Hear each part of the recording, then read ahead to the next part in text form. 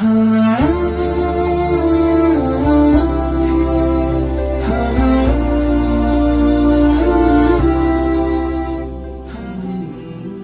ro'zasining hikmati. Buxoriy rivoyat qilgan bir hadisda Payg'ambar alayhissalom shayton odam avlodlarining qon tomiridan mangdi degan. Ro'za tutish orqali shaytonning mangdigan o'rinlari tarayib, shayton ojizlashadi va uning ro'zlarga bo'lgan hukmronligi tuvallaydi.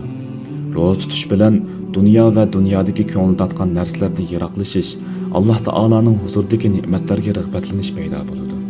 Ro'za tutish orqali mu'minda Alloh taolaga ko'plab toat ibodat qilish odatga aylanadi. Chunki ro'za tutuvchi ko'p vaqtlarda Alloh taolaga toat ibodat qilganlik sababidan ro'zadorning nafsi shuningga odatlanadi.